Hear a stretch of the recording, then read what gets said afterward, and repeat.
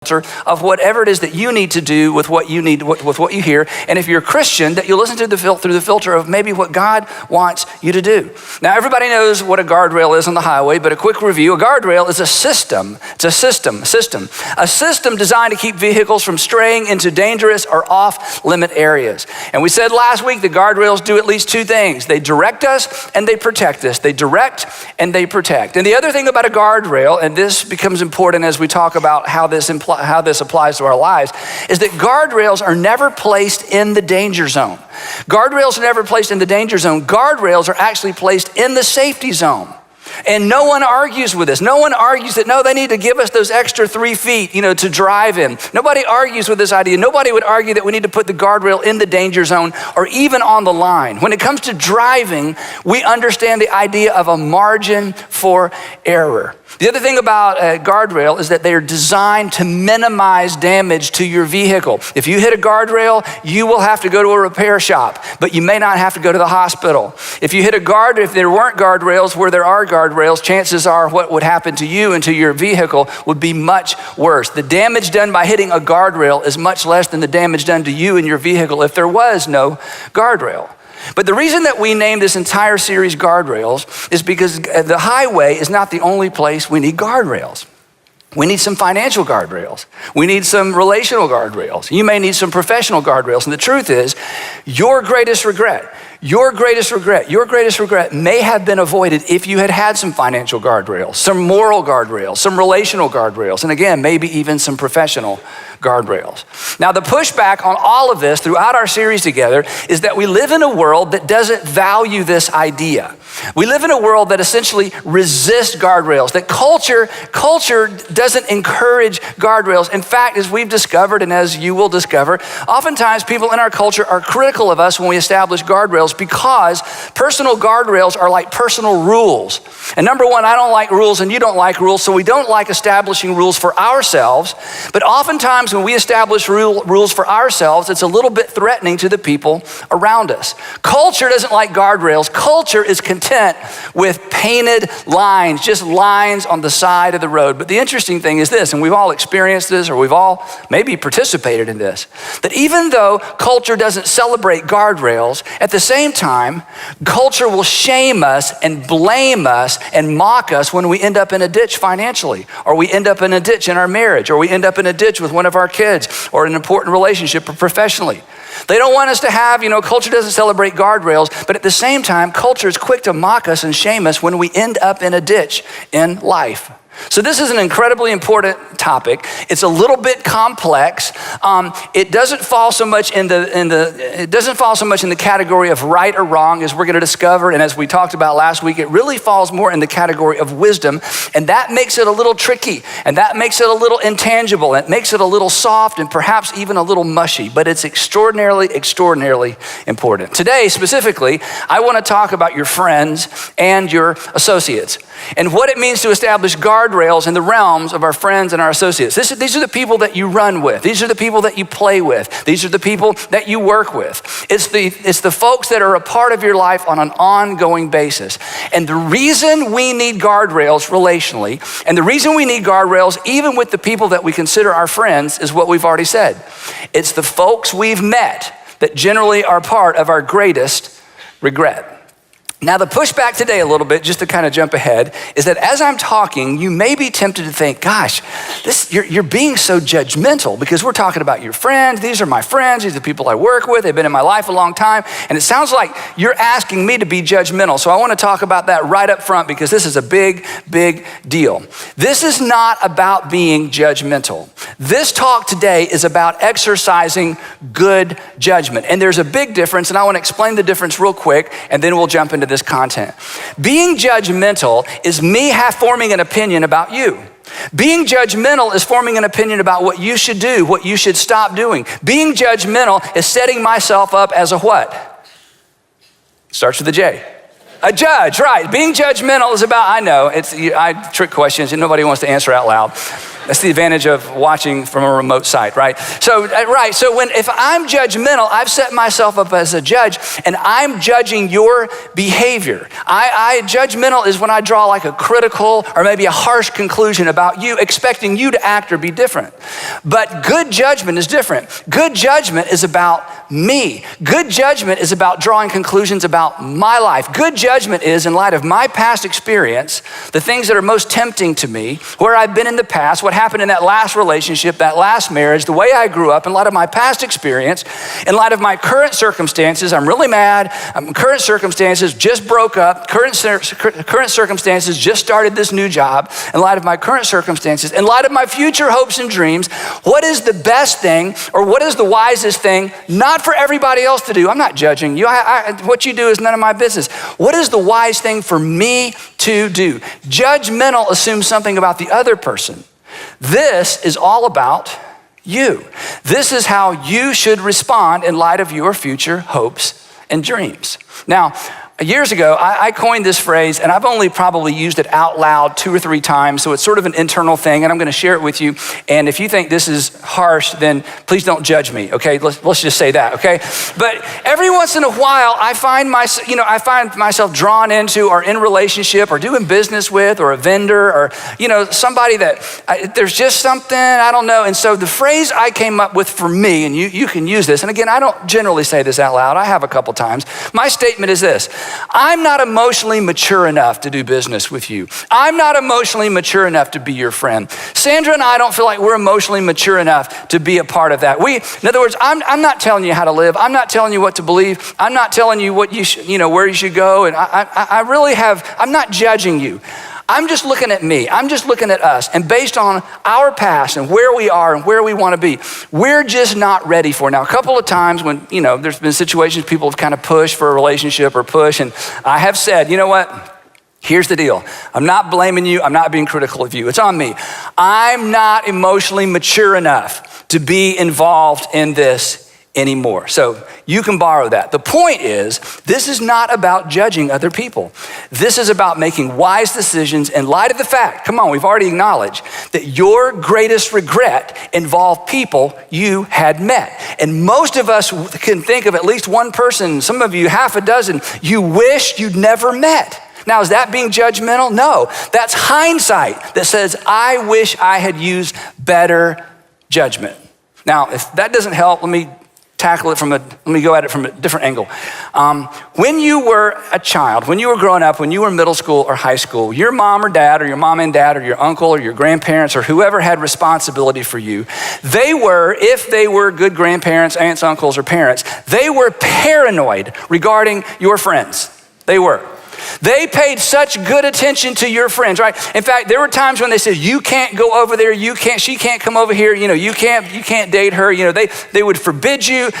Some of your moms read your journals. Ladies, if you had journals, they would sneak in there, read your journal, you'd find out, you'd be so angry, and you'd put tape on the bottom of your door to see if anybody came in your room, and then your mom took the door off. I know that's kind of a thing, take the door off. We never did that. That's kind of odd, but hey, sometimes you got to do what you got to do. Some of you, they were so extreme and the situation was so extreme, maybe they pulled you out of that school and put you in a different school. Maybe they just packed up and moved, just left the community, left the state. We're going to London. We got to get you out of this environment, And when you were on the receiving end of that, your response was like, most kids are like, you're being so judgmental, you're judging my friends. Well, now many of you are parents and you are paranoid, okay? And the reason you're paranoid is because you remember who? You remember you, right? You remember your friends and you look back. In fact, when I asked the question, have you ever met somebody you wish you'd never met? Some of you went as far back as college. Some of you went as far back as high school. So what your mama knew and what you know is that this is a thing. I mean, there's a relationship between what happens there's a thing that goes on in relationships that can be super healthy or it can be super negative. Now that you're a parent, you have some big advantages over your parents in most cases because you can stalk your kids' friends. And in fact, it's true. Come on, you know this is true, right? By the time you meet your kids' friends, you already know everything about them. You know where their dad works, where their mom works, the fact that there's a divorce, who their sisters are, where their parents went to college. I mean, you know all that stuff. Now, is that being judgmental? No, that's just being nosy. No, it's because you care. It's because you care. It's not that you're trying to tell other parents how to raise their kids or tell other kids what to do. It's because you care about the person that God has put in your home, your son or your daughter. And when you kind of come down on them hard, they say what, we all said, you're so judgmental, you're so judgmental. And as a parent, you're saying, no, I'm just exercising good judgment. I'm exercising good judgment. And the reason is because as I said, what your mama knew. That our friends, that your kids' friends, that our friends determine the direction and the quality of our lives. This is just true, that our friends determine the direction and quality of our lives. Let me say it this way, that the thing that makes friendship marvelous is also the thing that makes it so hazardous and so dangerous. The thing about a great friendship or a great group of associates is that, you have stuff in common. It's easy, it's relaxing. But what happens when you're around people you consider friends, and this is supposed to happen, is you drop your guard. You let your guard down. And with certain groups of people, that's safe. But with other groups of people, that's dangerous. But that is the nature. That's not a good or bad thing. That's just a thing. That's just the nature of relationships and the nature of friendships. So the thing that makes, relationships so powerful is the thing that makes them so hazardous. You may not know this about yourself, but you are an acceptance magnet. This is part of being human. You are drawn to environments where you are accepted deeply. We all are. And if those are good environments, great. If they're not, that's not great, but we're drawn there either way. We are drawn toward places where we feel safe, where we feel accepted. And you've seen this happen with other people. You maybe can remember this from something in your past, but this is a continuous, ongoing dynamic, which means when it comes to relationships, friendships, associates, we need to be a little bit on our guard. We need guardrails. Now, if your experience doesn't prove this to you, or that's not enough evidence, my assistant, Diane Grant, sent me an article last week because she knew I was talking about this. And it's an article written by a neuroscientist, Maureen Cerf, who is a professor at Northwestern University.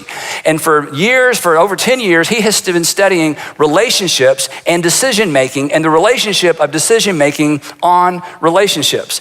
And here's what he has discovered, that what we have observed about people influencing other people isn't just behavioral, it's actually neurological, that something happens in your brain. In fact, in this study, they've discovered that the brain waves of people when they spend time together actually begin to look identical.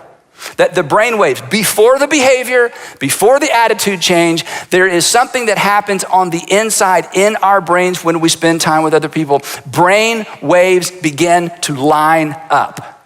Now, that's kind of scary. That can encourage you or discourage you. Here's what he says, a couple of statements from the article. He says, the more we study engagement, we see time and time again that just being next to certain people actually aligns your brain with them.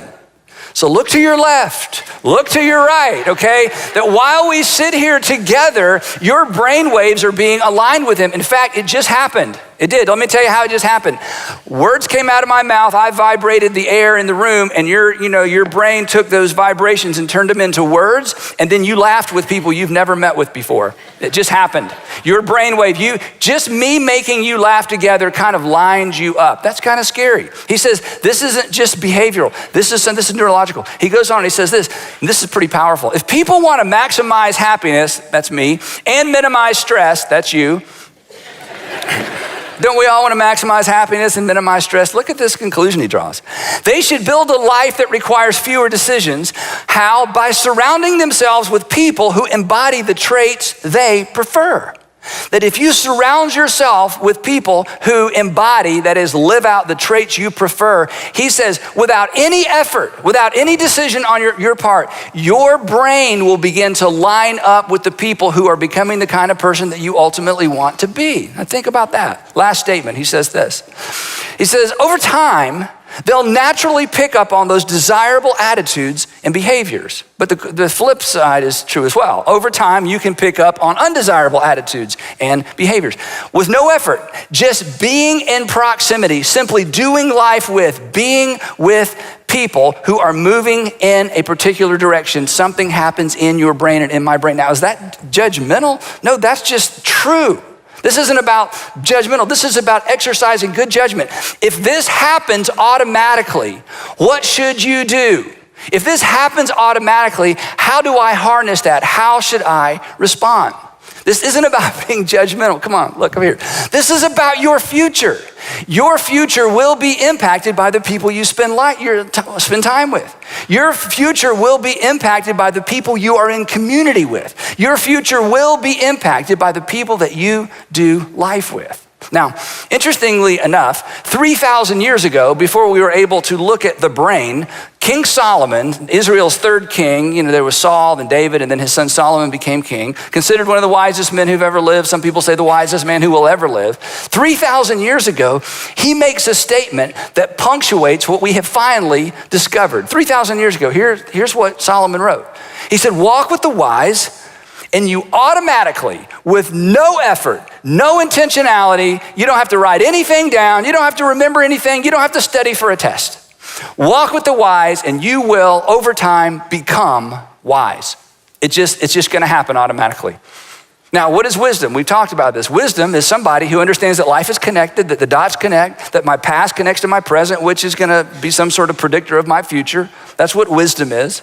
And he says, if you spend time with wise people, over time you will become wise. That wisdom is contagious. Imagine that. It just rubs off. Do life with the wise and you will be wise. And then there's a second part of this, for, or the way I memorized this a long, long time ago, the word was but, because it's a contrast. He says, but, or for, a companion of fools ultimately suffers harm. Now, we don't use the word fool because, you don't want to call someone a fool, but in the Jewish Bible, in the Jewish scriptures, a fool was a person who did not live carefully.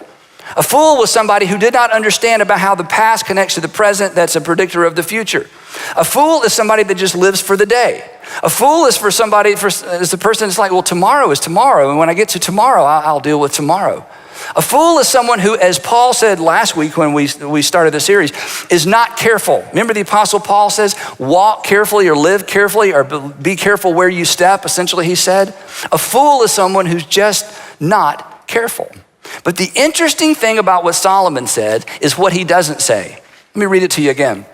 Walk with the wise and you become wise. Okay, if I hang out with wise people, I become wise. You would expect him to say, hang out with fools and you'll become a fool, but he doesn't say that.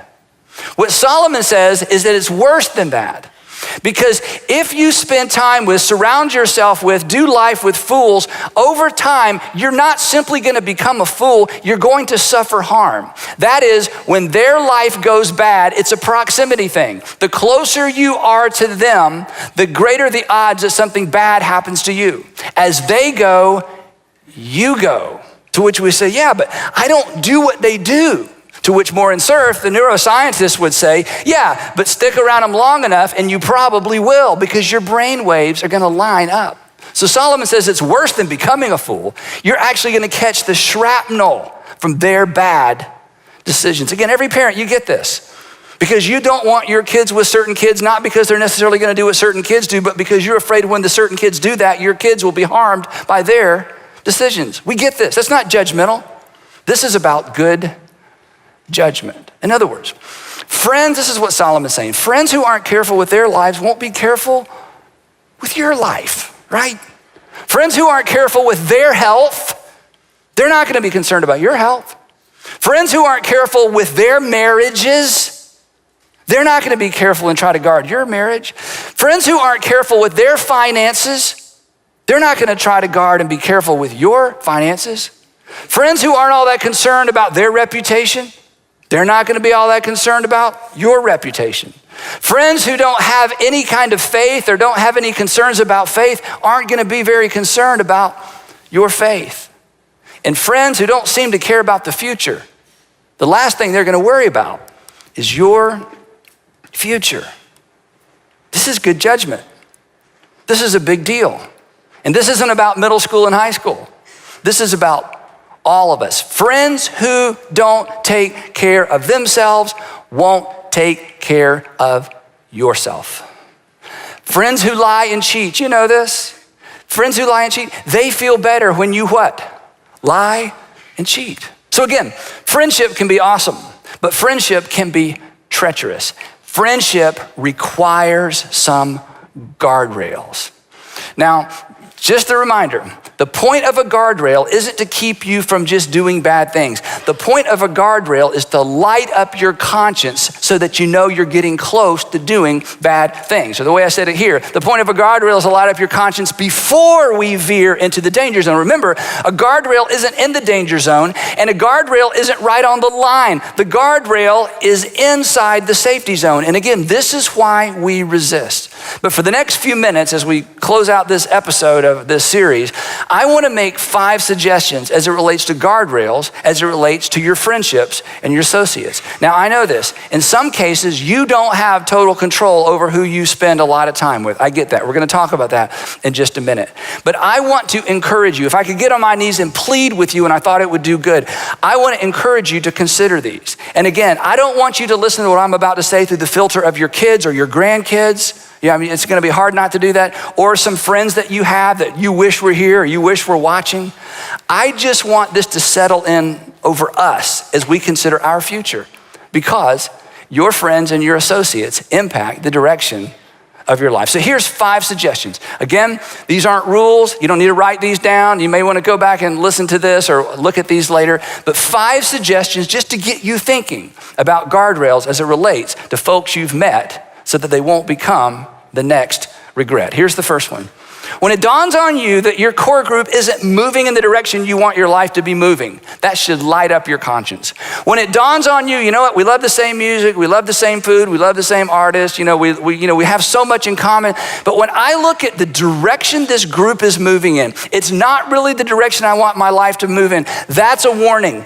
That's a guardrail. That's not a good or a bad thing. That's a wisdom thing, and you got to pay attention to that, because relationships are not static. Relationships are either growing or decaying. They're getting better or they're getting worse. And when you're surrounded by a group of people that you have a lot in common with, of course you drop your guard. That's what we do around friends. But when it dawns on you, you know what? They're just not moving in the direction I want my life to move in. That should tip you off that perhaps I need to rethink this group of friends or this group of associates. Where people are heading is a good indicator of where they're leading. And none of us think about our group of friends as leading us anywhere. But here's what you know in hindsight. Your friends ultimately lead you, just like you are ultimately leading other people through a group of friends. This is just the nature of relationships. So when it dawns on you, your core group isn't moving in the direction you want your life to be moving, that should light up your conscience. Here's the second one. When you catch yourself pretending to be someone other than who you really are, that should light up your conscience.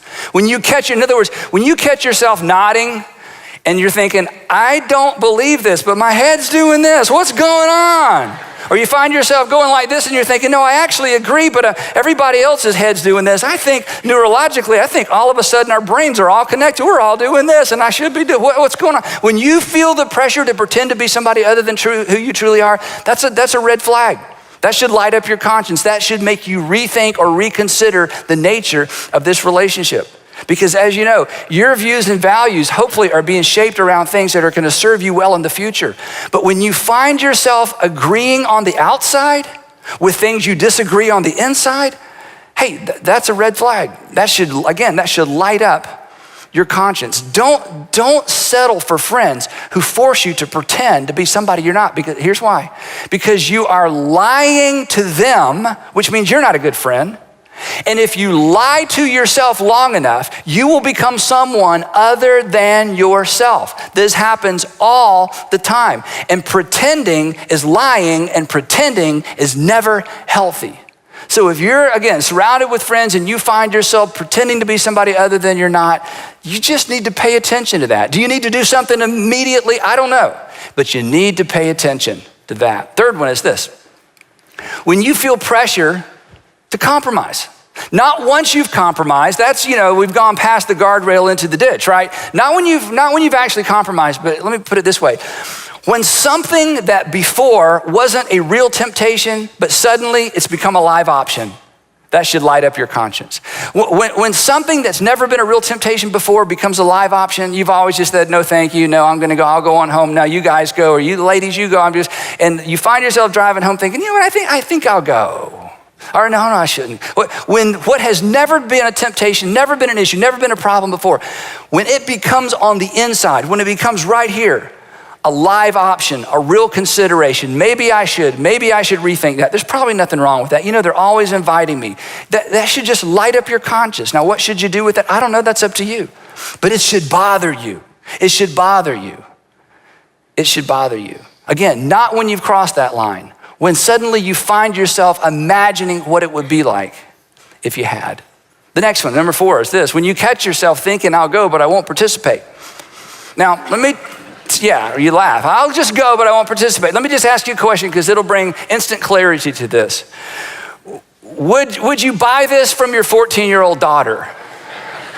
No, it's 12 guys, but me and my girlfriend are going to go, but Dad, they're going to be doing bad things, but I'm not going to participate. Well, honey, you just go right ahead. That'll be fine. No, you give your daughter 2 options. Either you stay home or I go with you. You choose, okay? You have 2 options. I'm not saying no. I'm just saying there's going to be 3 guys there. You're looking at the 3rd one, right? So we wouldn't buy this from our kids or our younger brother or sister or our nieces and our nephews or our granddaughters or grandsons. Why would we buy it from ourselves? When you start that conversation, I'm not saying you shouldn't go. I'm just saying when this conversation starts in my head or your head, it should bother us. It should ding our conscience. We just bumped up against a guardrail. Very little damage done. But pay attention to the conversation you're having in your heart. When you catch yourself thinking, I'll go, but I won't participate. The last one is this, is when you hope the people you care about don't know your whereabouts. When you hope the people you care about don't know your whereabouts. And even once you get to whereabout you're going, even if you do nothing wrong, even if you don't break any laws, even if you're not in any way unfaithful or do anything to embarrass yourself or your family, the fact that in your heart and in your mind, you have begun, don't miss this, you have begun, this is the nucleus of a lie. You haven't lied yet. But if you think you would be tempted to lie so they don't know where you are or who you are with, that should bother you. Not because you've done anything wrong, but because you have established a guardrail. If you wouldn't want to have to tell them, if you hope they never find out, that should bother you. Come on, we're adults. That should be enough. That should tip you off. Okay, if I don't want the people that I care about to know where I am, to know my whereabouts, then I have no business going. Now again, in culture, it's like, oh come on. It's just this, it's just that. They won't know, and if they find out, just tell them. I mean, really? You feel like you got to tell her, you got to tell them? And you're like, no, yeah, on the inside, yeah, but on that, no, you're right. Oh, who am I? There we go. Now, if I get this. If this sounds kind of over the top and narrow and so judgmental, or maybe, this is good for kids, but not for me, I get that. But here's why I'm adamant. Here's why I'm sure. Here's why, again, if I could get on my knees and beg you to do this and you do it, here's why I feel so strong about this. Partly because of what I do and the stories I hear. Partly because of the world we live in. Partly because I know myself. And partly because tomorrow morning, hundreds of people in this community, thousands of people in our city, maybe tens of thousands of people in our state, and hundreds of thousands of people all over our country are going to wake up tomorrow morning, stumble in the bathroom, look in the mirror and wonder. They're going to wake up and look at who they woke up with and they wonder. They're going to see in the mirror a person that they didn't think they would ever see in the mirror. And they're going to wonder. And they're going to wonder, how did this happen? How did this happen? How did this happen to me? How did I get here? Whose life is this? And the answer to all of their questions is the same answer. Our friends still determine the direction and the quality of our lives. It's why you need guardrails. It's why I need guardrails. It's why we need some internal rules that light up our conscience, not when we get into the danger zone, but long before we get there. Now, Jesus said something so significant, but we missed this. This is one of those little subtle Jesus sayings. It's not a popular one. It's not a famous one, but it should be. When Jesus was on the earth and when Jesus taught, there was a group of people that always had a counterpoint for every one of his points. No matter what Jesus said, they had an argument against it. And so one day, Jesus throws up his hands. I don't know if he threw up his hands or he smirked or he laughed or he smiled. I don't know what his body language was. But finally one day, he had just sort of gotten to the end of all this. And he makes this statement that's so powerful, but it sort of flies under the radar because of the context in which he said it. And again, because we don't talk about it very much. Here's his response to the people that just were not going to let him win the argument. No matter what he says, they were not going to let him win. So finally one day he says this: wisdom, I love this, wisdom is proved right by all her children. In other words, time will tell. Wisdom always has the last at bat. Wisdom always has the last word. But because wisdom is not an absolute, there is always a counter argument to be made. In other words, these 5 suggestions I've given you, I guarantee you are smart enough to go home or get in the car with your friends or your family or to sit down with me and give me a counterpoint for all of those things, why that's the most ridiculous thing in the world, why that's silly, Andy, you shouldn't tell people like that. You shouldn't plant those kinds of seeds. You're so judgmental. You're making everybody be afraid. I mean, and you could win the argument because wisdom is not an absolute. Wisdom plays in the gray space. Wisdom plays just inside the borderline, oftentimes from relational, financial, and personal disaster. Put it this way. Wisdom will allow you to win the argument, but ultimately you'll lose in life. That was Jesus' point. That wisdom is proved right, not in the courtroom, not in the debate. Wisdom is proved right by the outcome. And establishing personal guardrails as it relates to friends and associates, establishing personal guardrails, it's not a lack of concern for other people. It's not a lack of love for other people. This isn't even about other people. It's about your future hopes and dreams, your future marriage, your future relationship with your kids, your future finances. It's about being in a position to help those friends that you may have had to distance yourself from once they begin to reap what they have sown. It's not a lack of love. In fact, it's an expression of love. Because by remaining in the safe zone, you are better positioned to help other people and to help some of those very same friends once they cross those lines. And life begins to come back, and life comes back and begins to haunt them when the result of their decisions begin to come back and show themselves in their lives, their relationships, their finances, and their families. Wisdom, Jesus was right. Wisdom is proved right by all her children. Walk with the wise and become wise. As Paul said, in this experimental rhythm, I'm here to buy a symphony of dreams in an indie rock scene, in this layered dance where my heart's been. I'm lost in the music, in this simply dream, with a classic tune that I can't quite see. Lay a female voice in the alt rock light, in this haunting song where dreams ignite.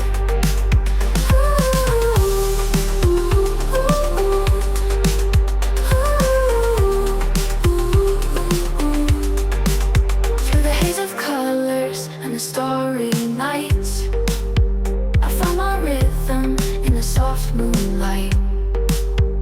Echoes of the past, they whisper sweet, in this rock world where the beat repeats. Melodic whispers like a distant tide. In this experimental rhythm, I'm here to buy a symphony of dreams in an indie rock scene, in this layered dance where my heart's been. Oh, I'm lost in the music, in this simply dream, with a classic tune that I can't quite see. Lay a female voice in the alt rock light, in this haunting